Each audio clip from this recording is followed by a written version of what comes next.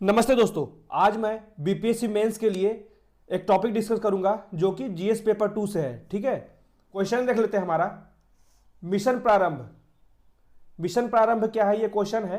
अंतरिक्ष के निजीकरण के अवसरों को खोलते हुए अंतरिक्ष प्रक्षेपण बाजार में पहली बार भारतीय निजी क्षेत्र का प्रवेश हुआ है, जिस पर इसरो का वर्चस्व अधिक होगा। इस पर विचार विमर्श करें। तो ये सवाल है, अब इसका उत्तर देख लेते हैं।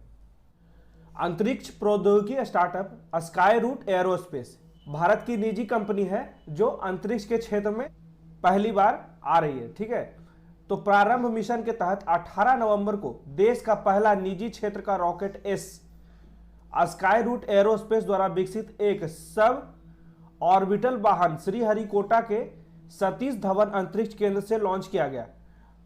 ठीक है, अंतरिक्ष प्रौद्योगिकी के प्रसार को बढ़ाने और देश के भीतर अंतरिक्ष अर्थव्यवस्था को बढ़ावा देने के लिए अंतरिक्ष विभाग डीओएस अंतरिक्ष गतिविधियों में निजी कंपनियों की भागीदारी को प्रोत्साहित करता है। यह हो गया इंट्रोडक्शन। ठीक है, अब देख लेते हैं कि मिशन प्रारंभ की विशेषताएं क्या क्या है। तो प्रारंभ मिशन का उद्देश्य 3 पेलोड को अंतरिक्ष में ले जाना है, जिसमें 2.5 किलो का पेलोड शामिल है, जिसे कई देशों के छात्रों द्वारा विकसित किया गया है।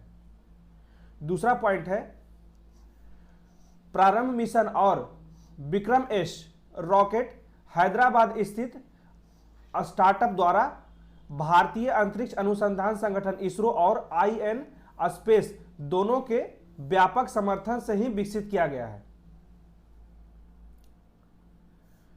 तीसरा पॉइंट देख लेते हैं। प्रारंभ मिशन के द्वारा 18 नवंबर को विक्रम एस रॉकेट को अंतरिक्ष में सफलतापूर्वक लॉन्च किया गया, जिसे स्काई रूट एयरोस्पेस भारत की पहली निजी अंतरिक्ष कंपनी बन गई। जैसे ही लॉन्च हुआ, यह भारत का पहला निजी कंपनी बन गया जो अंतरिक्ष के क्षेत्र में निवेश करने वाला है।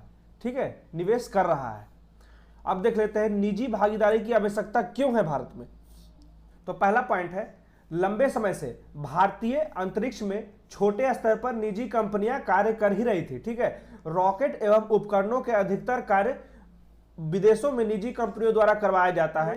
भारतीय निजी कंपनी जो है अब भारतीय अंतरिक्ष के क्षेत्र में निवेश करेगी, तो भारतीय निजी क्षेत्र की निर्माण में भागीदारी के साथ साथ अनुसंधान में भी वृद्धि होगी। दूसरा पॉइंट है, तेजी से बढ़ती वैश्विक अंतरिक्ष अर्थव्यवस्था में भारत केवल 3% का योगदान करता है। ठीक है, जो वैश्विक अंतरिक्ष अर्थव्यवस्था जो है वो $360 बिलियन का है, वहां भारत मात्र 3% का योगदान देती है। तो निजी क्षेत्रों की भागीदारी से अवसंरचना में विकास के लिए बड़े निवेश का रास्ता खुल जाएगा। ठीक है, अब तीसरा पॉइंट देख लेते हैं। अंतरिक्ष के क्षेत्र में अनुसंधान एवं स्वतंत्र परियोजनाएं बनाने के लिए अमेरिका की स्पेस एक्स जैसी भारतीय निजी कंपनियां भी योगदान दे पाएगी। निजी क्षेत्रों की भागीदारी से अंतरिक्ष आधारित एप्लीकेशन एवं सेवाओं में वृद्धि होगी। ठीक है, इसरो जैसे राष्ट्रीय कंपनियों का सरकारी संस्थानों पर भार में कमी आएगी। जब निजी कंपनियां निवेश करेगी, उससे कार्य के निष्पादन में भी एक्यूरेसी में भी सुधार होगी। कम जितने भी प्रोजेक्ट हैं वो कम फेलुअर होंगे, ज्यादा से ज्यादा टारगेट को अचीव करने में सक्षम हो पाएंगे। छठा पॉइंट है, प्रत्येक लॉन्च के साथ कई जोखिम जुड़े होते हैं। निजी क्षेत्र इसे साझा कर सकते हैं और विफलता व्यय आवंटित किया जा सकता है। विफल होने पे जो उसका हानि होगा उसमें भी कमी आएगी भारत सरकार। अब देख लेते हैं कि निजी भागीदारी की चिंताएं क्या क्या है। तो राष्ट्रीय सुरक्षा संबंधी चिंता है।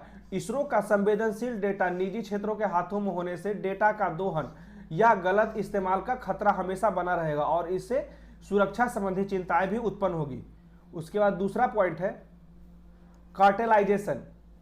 कुछ रक्षा विशेषज्ञों को अनुसार निजी क्षेत्रों को अंतरिक्ष परियोजनाओं को आगे बढ़ने या अपने स्वयं के लाभ के लिए किसी उपग्रह के प्रक्षेपण की अनुमति देने हेतु पैरवी करेगा या अनुचित रास्ता अपनाएगा, जिससे हमारा नेशनल इंटरेस्ट में समस्या आएगा।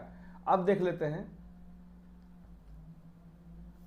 आगे का रास्ता। तो विशिष्ट निकाय बनाने की आवश्यकता। भारत को एक अलग संगठन की स्थापना करनी होगी जो सरकारी और निजी अंतरिक्ष फर्मों के बीच प्रबंधन का कार्य करेगा।